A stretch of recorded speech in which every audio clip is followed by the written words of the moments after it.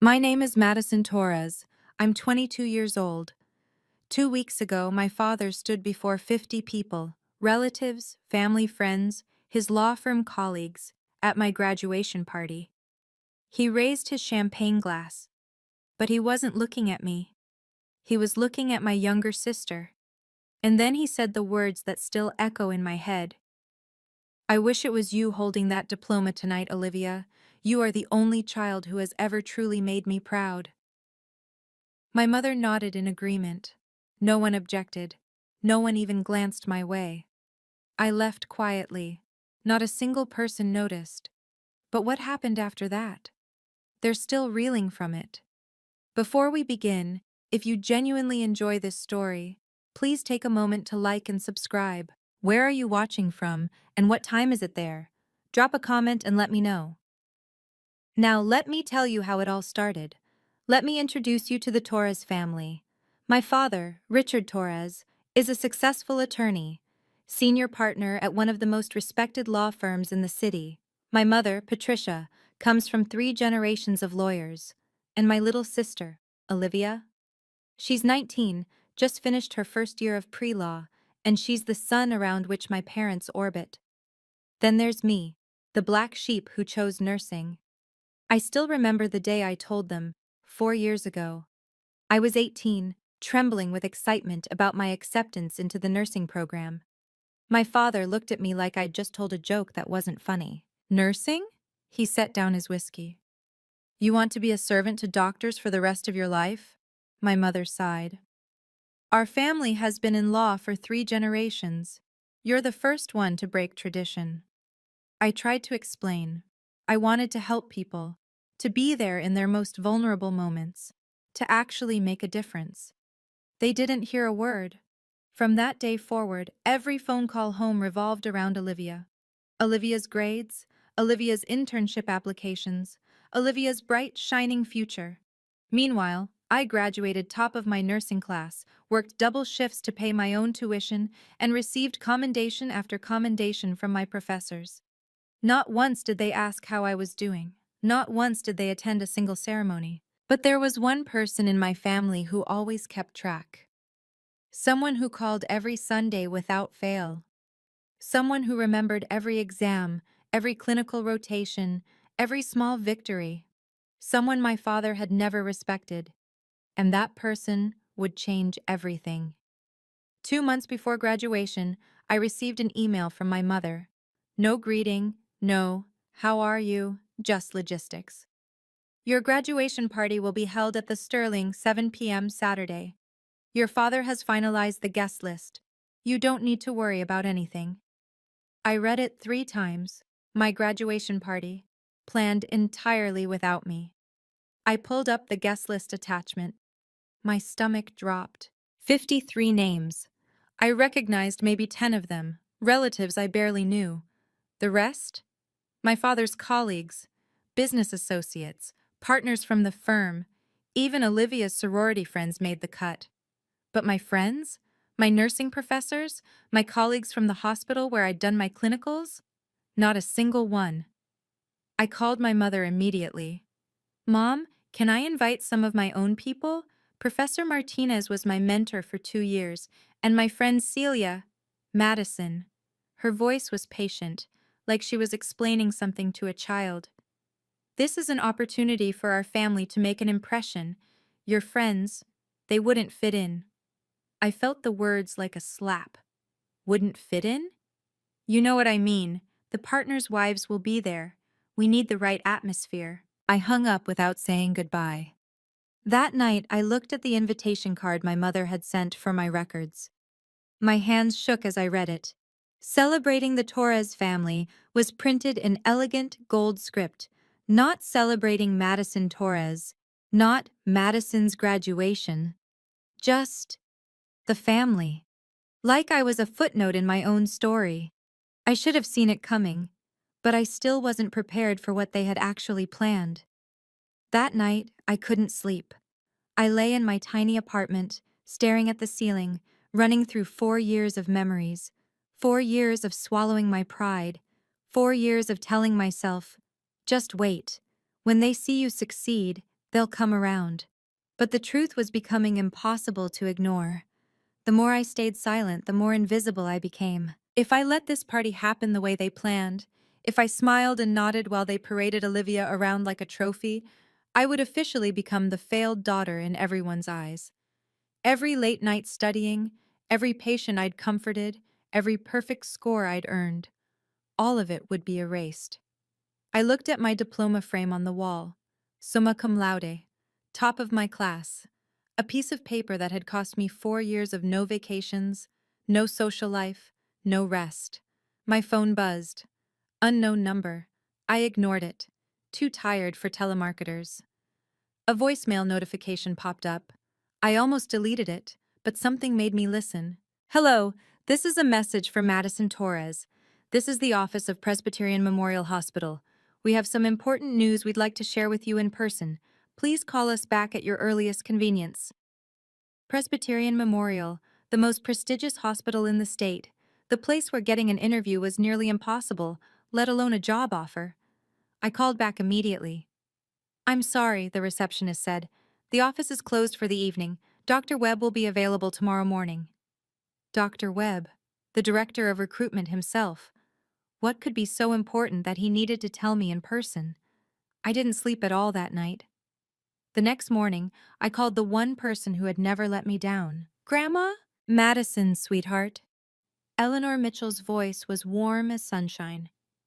I was just thinking about you. How are the party preparations going? I told her everything. The guest list I had no say in, the invitation that erased my name, the feeling of being a stranger at my own celebration. Silence on the other end. A long one. Did your father invite me? She finally asked. I hesitated. I'm not sure, Grandma. I see. Her tone shifted, hardened just slightly. Well, I'll be there regardless, invited or not. Grandma, I don't want to cause trouble. Trouble? She laughed softly.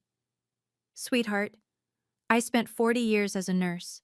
I've faced down doctors who thought they were gods and administrators who thought they owned us. Your father's disapproval doesn't frighten me. I felt tears prick my eyes. At least someone was in my corner. Madison, she continued, your value doesn't depend on whether your parents can see it. I know what you've accomplished, and I'm proud enough for all of them. Thank you, Grandma. Oh, by the way, her voice turned lighter. I ran into Dr. Webb last week, the recruitment director at Presbyterian Memorial. Do you remember him? My heart skipped. You know Dr. Webb? We served on the Community Health Foundation board together for 15 years. He mentioned your name, said some very impressive things about you. What did he say? Call him back, sweetheart. I think you'll want to hear it from him directly. She hung up before I could ask more. What exactly had my grandmother told him about me? 3 days before the party, I drove to my parents' house. I found my father in his study, reviewing case files. He didn't look up when I entered. Dad, can we talk about the party? He kept reading. What about it? I'd like to invite a few people. Professor Martinez, some friends from the hospital. No. He turned a page. The list is finalized. Dad, this is my graduation party. Now he looked up. His eyes were cool, assessing. This is a Torres family event. I just want my mentor there. She guided me for 2 years. A nursing professor? He actually laughed. What will my colleagues think? They'll think I was well educated. They'll think this family has one child who couldn't keep up. The words hit like a punch. I steadied myself against the doorframe. Dad, I graduated top of my class. In nursing, Madison. He said it like the word itself was beneath him. Your sister is going to Harvard Law. Do you understand what that means for this family? I thought this party was about my graduation. He finally set down his papers, looked at me fully, and what I saw in his eyes wasn't anger. It was worse. It was complete indifference. I've already told everyone that we're announcing Olivia's Harvard acceptance. This party is the perfect opportunity. He picked up his pen again. You just need to show up, smile, and try not to draw too much attention to yourself. I stood there, frozen. Try not to draw too much attention to yourself. At my own graduation party, I understand, I said quietly. I said. But I was lying. For the first time in my life, I was lying to my father. I found my mother in the kitchen, arranging flowers for the centerpieces. Mom, I need your help. She didn't stop arranging. With what, dear? Talk to Dad. About the party. About making it actually about my graduation. Madison, she sighed. I don't want to create conflict. You'd be standing up for me. I'd be disrupting the family harmony. By supporting your own daughter? She finally looked at me. Her expression was the same patient, slightly tired look she'd worn my entire life. Sweetheart, you've always been so sensitive. Your father means well. He just expresses it differently. He's turning my graduation into Olivia's announcement party. He's celebrating both of you. He literally said he wished Olivia had my diploma. You must have misheard him. I was standing right there, Mom. She set down a rose. For a moment, just a moment, I thought I saw something flicker in her eyes. Guilt? Recognition? Then it was gone. Your father has worked very hard to build this family's reputation. The least we can do is support his vision. Even if his vision erases me? Silence. You're choosing a side, Mom. I'm keeping the peace. By sacrificing me. She picked up another flower. Her hands were steady. Her voice was steadier. You've always been too dramatic, Madison. Just like your grandmother. I left without another word. That evening, an email arrived that changed everything. The subject line read, Formal Offer of Employment, Presbyterian Memorial Hospital.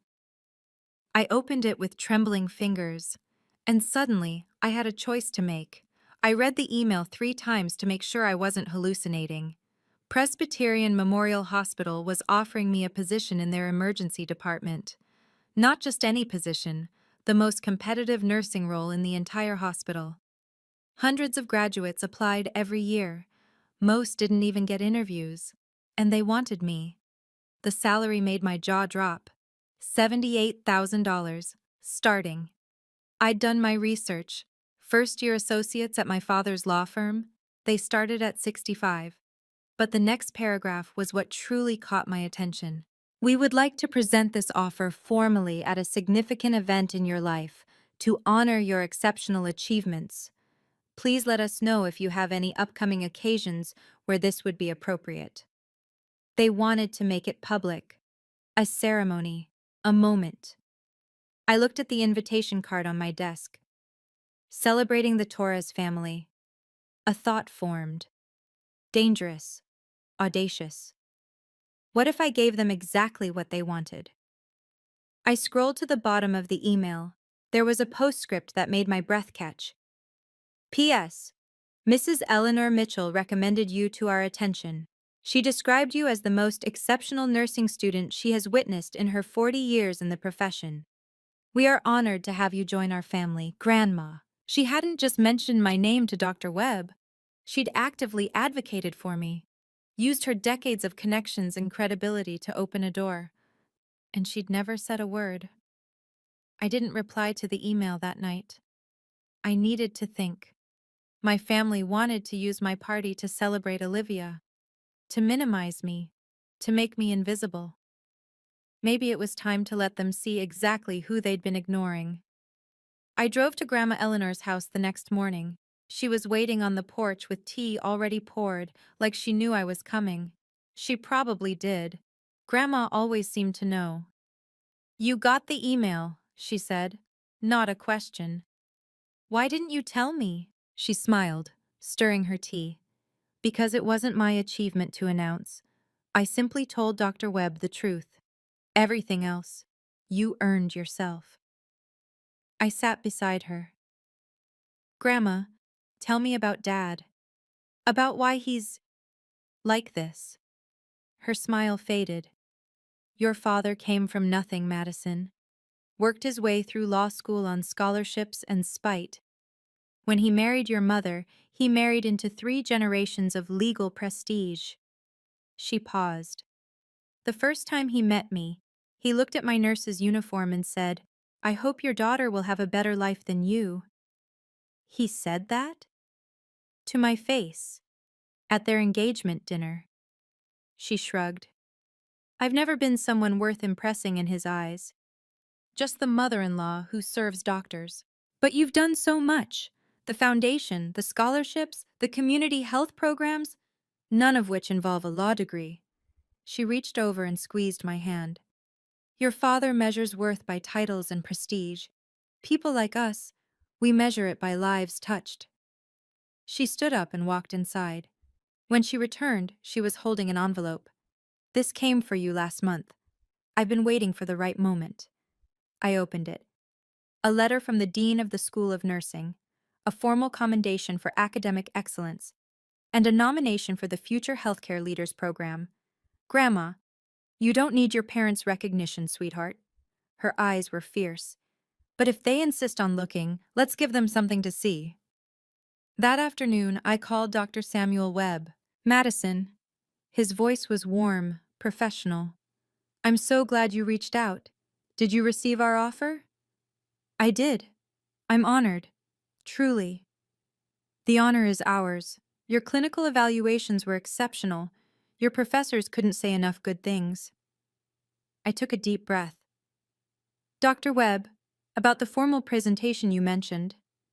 Yes? I have an event this Saturday, my graduation party, at the Sterling restaurant. That sounds perfect. A celebration of your achievement. I hesitated. It's complicated. My family doesn't exactly understand the value of nursing. A pause. I see. His tone shifted, became knowing. Mrs. Mitchell mentioned something similar. Your family has lawyers, I understand. 3 generations of them. Well, I could hear him smiling through the phone. I suppose we'll have to show them what a real achievement looks like. I'll bring the formal offer letter and a small surprise. What kind of surprise? You'll see. Trust me, Madison. Saturday evening will be memorable. After I hung up, I sat in silence for a long time. I hadn't told Grandma about my plan. I hadn't told anyone. This was my choice, my moment. My whole life, I'd tried to earn my family's respect by staying small, by being quiet, by hoping they would eventually turn around and see me. They never did. Maybe it was time to stop waiting. I looked at my reflection in the window. 22 years old, top of my class. A job offer that would make lawyers jealous, and a family who thought I was nothing. One of those things was about to change. I didn't know exactly what Saturday would bring, but I knew one thing. It wouldn't go the way my parents expected. Okay, before we get to the graduation party, the part I promise you won't be able to look away from, I want to ask you something. Have you ever been looked down on because of your career choice? Ever felt invisible in your own family? Drop a comment below and tell me your story. If this is hitting close to home, give me a like so I know I'm not alone in this. Now, back to Saturday night.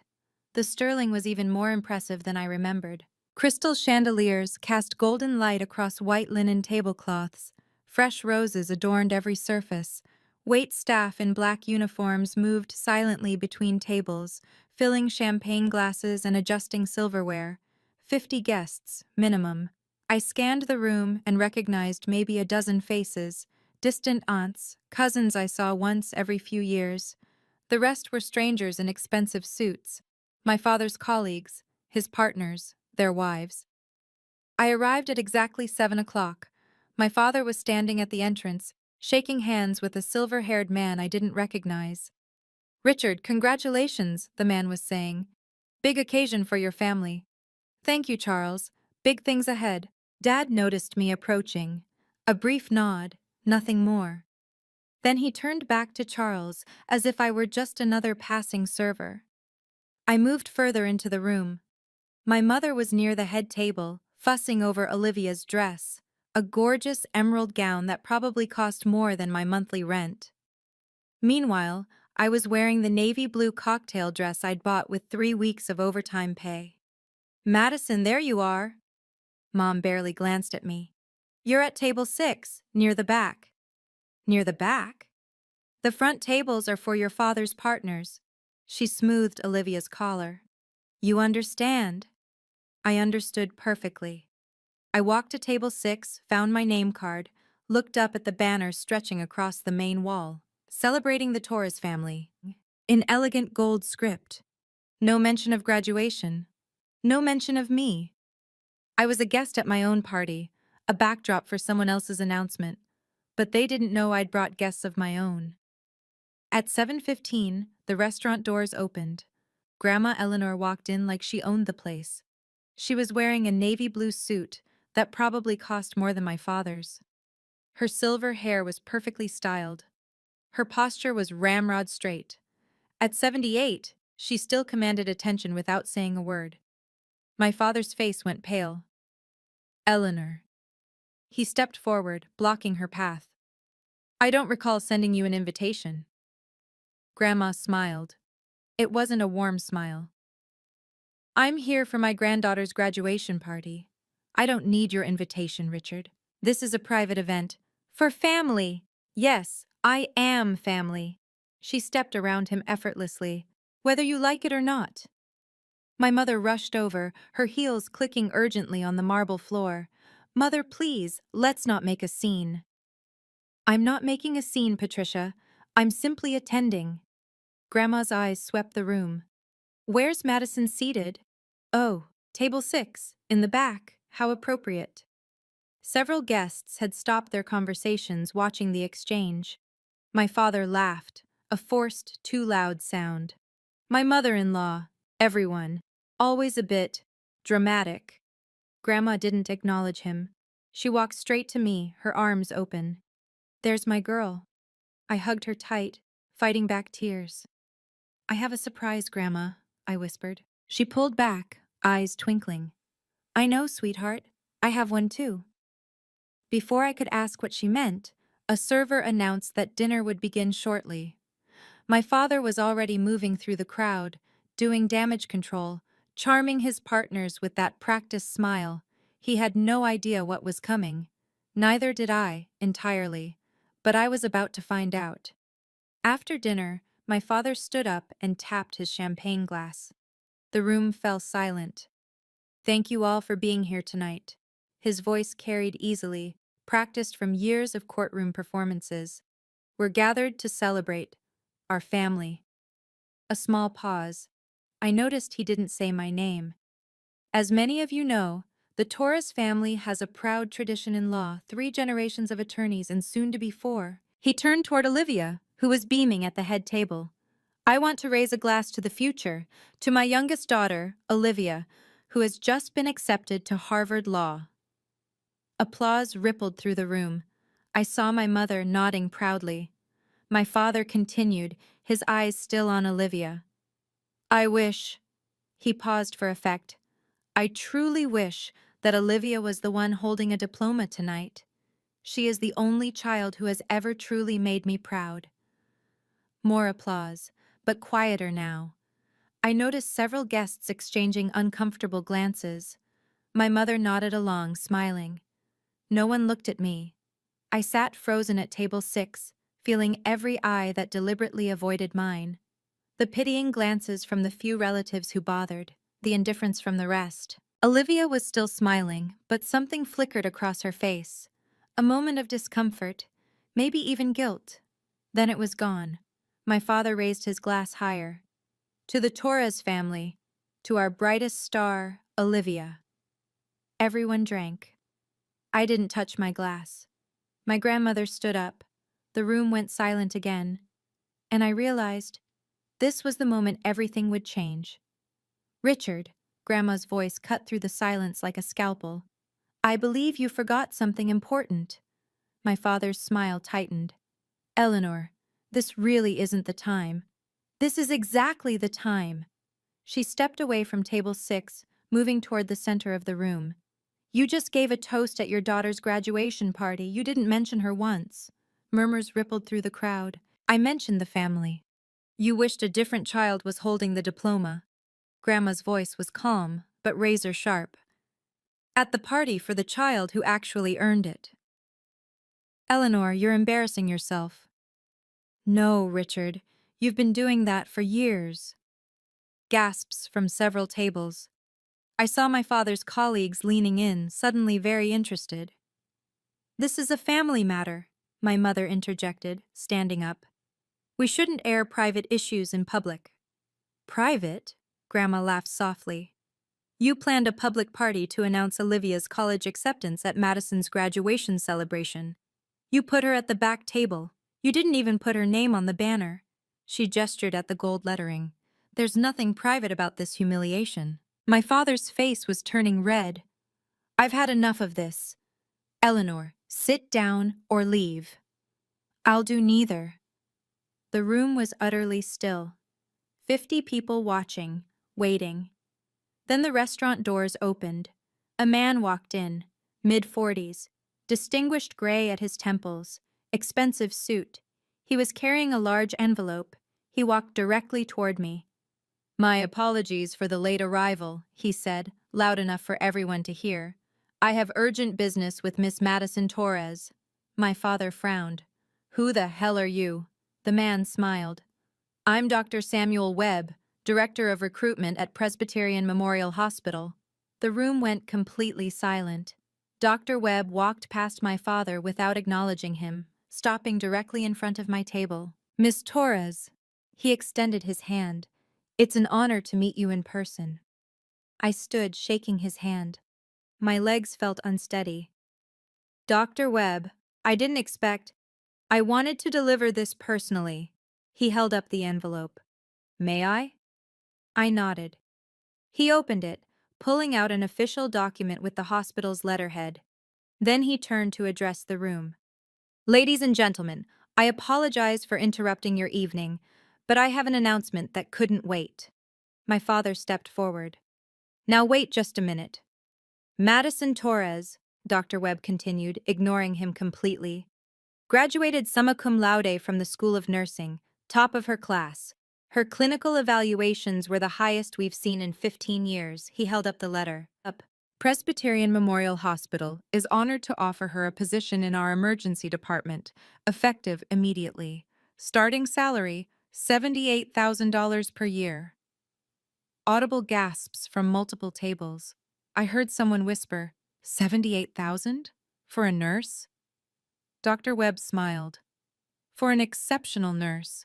To put that in perspective, most first-year attorneys at top firms start at 65,000. He looked directly at my father. If anyone wants to compare. The silence was deafening. My father's face had gone from red to white. My mother's hand was pressed against her mouth. At the head table, Olivia was staring at me with wide eyes. Not jealousy, something else. Surprise. Real surprise. Dr. Webb handed me the letter. Congratulations, Madison. You've earned this. Thank you, I managed, but he wasn't finished. There's one more thing, Dr. Webb said. The small surprise I mentioned. He reached into his jacket and pulled out another envelope. This is a letter from Dean Harrison of the School of Nursing. It was addressed directly to Madison, but given the occasion, I thought I'd share a portion of it. He unfolded the paper and began to read. Madison Torres is the most exceptional nursing student we have trained in the past 15 years. She achieved not only perfect academic marks, but demonstrated compassion and professionalism that exceeded every expectation during her clinical rotations. We are proud to nominate her for the Future Healthcare Leaders Program, reserved for the top 1% of healthcare graduates nationwide. He looked up. The top 1%, nationwide. Applause erupted. Not polite applause, genuine, enthusiastic applause. I saw my father's colleagues nodding approvingly, turning to look at me with new respect. My God, I heard someone say. Richard, you never told us she was this accomplished. My father opened his mouth. Nothing came out. Dr. Webb folded the letter and handed it to me. Your grandmother was right about you, Madison. Every word. Grandma stepped forward, her chin held high. For those who are wondering, she announced, her voice carrying across the room, I was the one who introduced Madison to Presbyterian Memorial. I spent 40 years as a nurse, building relationships that Richard here has never respected. She smiled. Turns out being a servant to doctors has its advantages. My father looked like he'd been slapped. My mother sank into her chair. And Olivia. Olivia was staring at me with an expression I'd never seen before. Not pity, not jealousy, something like respect. The room was still buzzing when I stood up. 50 pairs of eyes turned to me, waiting. I'd spent my whole life avoiding this moment, staying quiet, staying small, hoping that if I just worked hard enough they'd eventually see me. They never did, so I stopped waiting. Thank you, Dr. Webb. My voice was steadier than I expected. Thank you, Grandma. I turned to face the room, to face my parents. I spent 4 years trying to prove I was worthy of this family. I worked double shifts. I never asked for help. I graduated at the top of my class. I paused. Tonight, I realized something. I don't need to prove anything to anyone. My father started to speak. Madison, you misunderstand. I understand perfectly, Dad. I didn't raise my voice. I didn't need to. You wanted to use my graduation party to announce Olivia's acceptance. You wished she had my diploma. You sat me at the back table.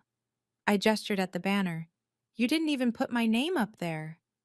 The silence was absolute. I'm not angry. I meant it. The anger had burned away, leaving something cleaner behind. I'm just done. Done waiting. Done hoping. Done pretending you'll change. I picked up Dr. Webb's letter. From today, I'm setting a new boundary. I won't beg to be loved anymore. I'll invest my energy in people who actually value me. I looked at Grandma. Her eyes were glistening. Then I looked back at my parents. I'm not asking for an apology. I'm just letting you know that things will be different now.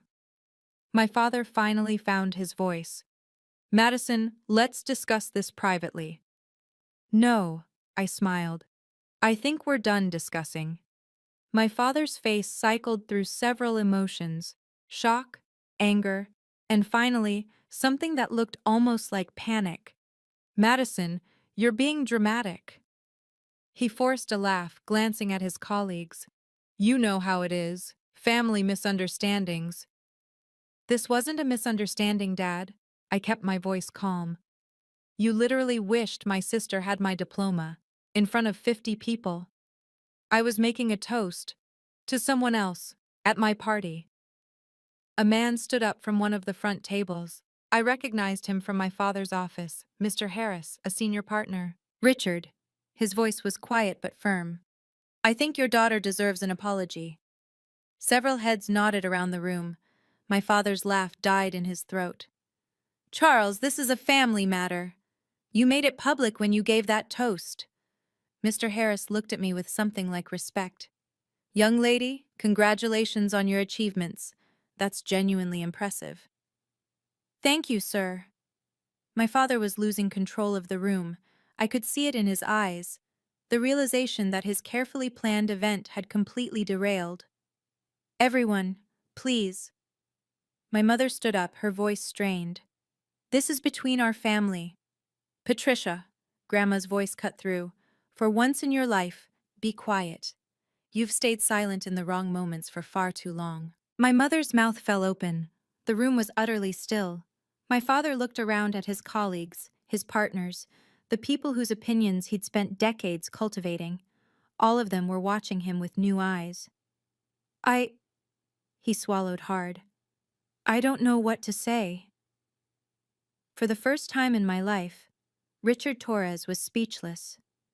And I realized this was enough. Wow. Are you feeling this as much as I am right now? Comment and let me know. If you were me, would you stay or walk out after that moment? Here's the thing. The story isn't over. What happened next actually changed my whole perspective. Hit that like button if you want to hear how it all ends. Now, let me tell you about the aftermath. The party dissolved quickly after that. Guests made polite excuses and headed for the exits. I stood near the door, accepting congratulations from people who'd ignored me an hour earlier. But I also caught fragments of conversation. Two of my father's colleagues were lingering near the coat check. I had no idea Richard was like that with his daughter. 78,000 for a new nurse? My son graduated law school last year. He's making 62. Did you see his face when the hospital director walked in? Priceless. Makes you wonder what else we don't know about him. I watched my father standing alone in the corner of the emptying room. No one approached him. The partners who usually orbited around him kept their distance. My mother was frantically gathering her things, avoiding eye contact with everyone. Mr. Harris stopped beside me on his way out. Miss Torres. He pulled a business card from his wallet. If you ever need anything, a recommendation, a reference, advice, don't hesitate to call. Thank you, Mr. Harris. Your father is a skilled attorney. He paused. But tonight, I learned something about his character I wish I hadn't. Good luck to you. He shook my hand and left. I looked across the room. Olivia was still at the head table, alone now. She was watching me, not with anger, not with jealousy, with something that looked almost like confusion, like she was seeing me for the first time. Our eyes met for a long moment. Then she stood up and started walking toward me. I braced myself for whatever was coming next. Olivia stopped in front of me, her emerald gown suddenly looking too bright under the dimming lights. Madison, her voice was hesitant. Are you okay? I almost laughed. Are you seriously asking me that? She bit her lip. I didn't know it was this bad. How could you not know? She looked down. I guess I thought this was just how our family worked. Dad talks about me, Mom focuses on me, and you… She trailed off. I stay invisible. I never thought of it like that. She looked up, and I was surprised to see her eyes glistening. I just thought you were quiet, that you didn't want the attention. I wanted it, Olivia. I just learned I'd never get it. We stood in silence. Around us, the restaurant staff had begun clearing tables. I'm sorry. Her voice cracked. I know that doesn't fix anything, but I am. You don't need to apologize for Mom and Dad. I'm apologizing for me, for never asking, for never noticing. She wiped her eyes. For just accepting how things were. I felt something shift in my chest. Not forgiveness, not yet, but something softer than the wall I'd built. You were 19, Olivia. You're still 19, you didn't create this dynamic. But I benefited from it. Yes, you did. She nodded slowly. What happens now? With us? I considered the question carefully. You're my sister. That doesn't change. But our relationship needs to be rebuilt. On respect. Not on whatever this has been. I want that. Her voice was small but sincere. I want to actually know you. Then start by seeing me. Not as a comparison, just as me. She nodded again. It was a beginning. 2 weeks after the party, Grandma called with news. Your father's having a difficult time at the firm. I was in my new apartment, unpacking boxes. What do you mean? Mr. Harris told some of the other partners about that night. The story spread. She paused. Apparently, several clients have requested to work with different attorneys. They're leaving Dad? Not entirely, but they've made it clear they prefer colleagues with better character, as one of them put it. I sat down on an unopened box. I wasn't sure how to feel about this. He's not getting fired or anything, Grandma continued. But his reputation took a hit. The golden boy image has some tarnish now. I didn't want that. You didn't cause it, sweetheart. He did. You just stopped covering for him. That afternoon, my mother called for the first time since the party. Madison, her voice was tight. We need to talk. About? Your father's colleagues. They keep asking about you, bringing up the party. It's affecting his work. That's not my fault, Mom. You could talk to Mr. Harris. Explain that your father didn't mean. Didn't mean what? To humiliate me? To wish Olivia had my accomplishments? To seat me at the back of my own party? Silence. I can't control what people think about Dad, I said quietly. That's the consequence of his actions, not mine.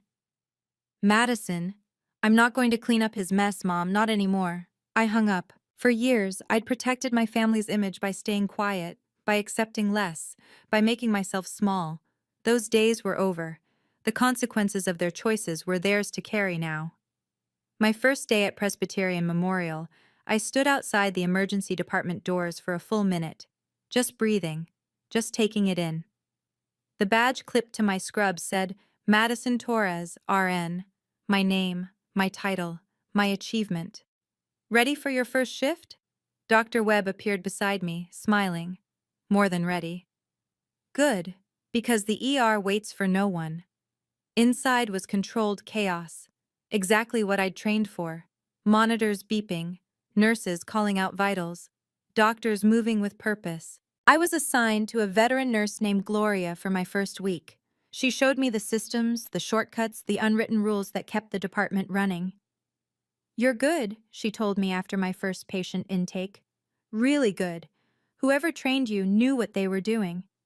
I had an excellent professor, and my grandmother was a nurse for 40 years. Eleanor Mitchell? I blinked.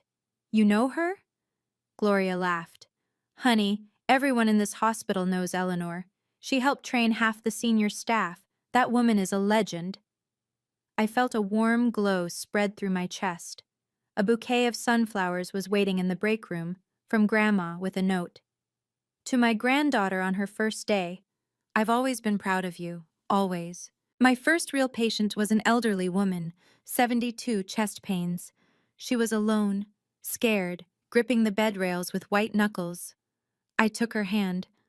I'm Madison. I'm going to be with you through this. You're not alone. Her grip relaxed. Her breathing steadied. This was why I chose nursing. Not for the money or the prestige, for moments like this, for being there when someone needed me most. I was exactly where I belonged. 3 months later, my life looked completely different. I had a job I loved, colleagues who respected me, an apartment that was finally starting to feel like home, and Grandma Eleanor, who visited every Sunday for tea and stories. As for my family, my father still hadn't called. Not once. I wasn't surprised. Richard Torres didn't apologize. He simply waited for problems to disappear. I wasn't going to disappear anymore. My mother texted occasionally, short messages. How are you? Or, thinking of you. Never an acknowledgement of what happened.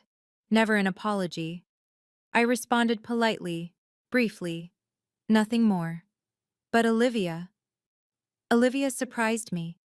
She called every Sunday, right before Grandma's visits.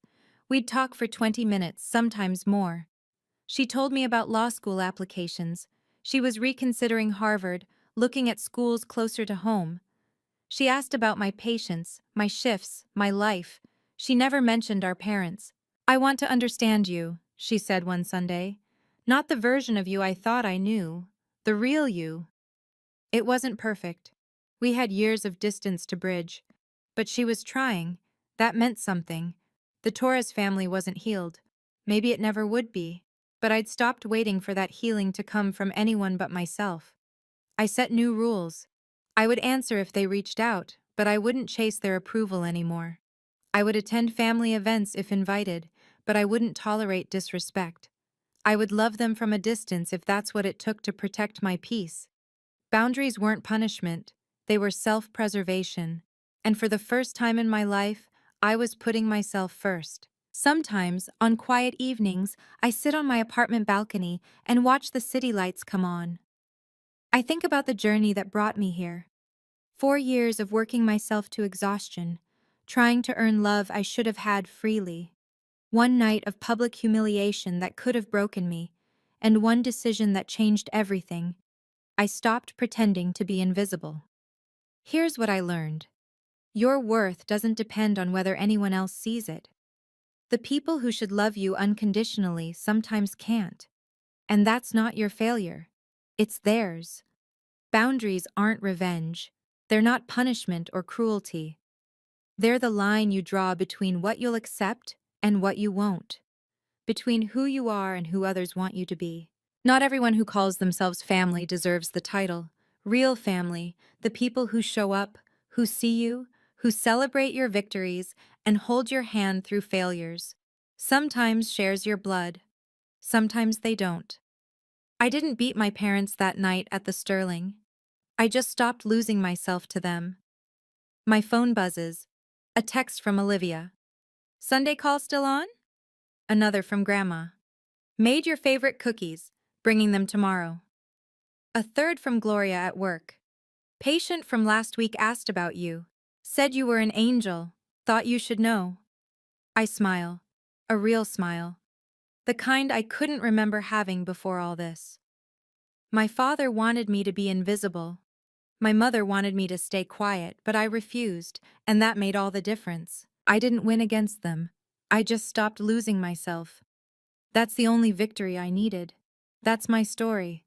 Thank you for staying with me until the end. If you've ever felt overlooked, compared, or invisible in your own family, I want you to know, you deserve better. Your worth isn't determined by anyone else's inability to see it. If you want more stories like this, check out the video linked in the description. Like, subscribe, and hit that notification bell. See you in the next one.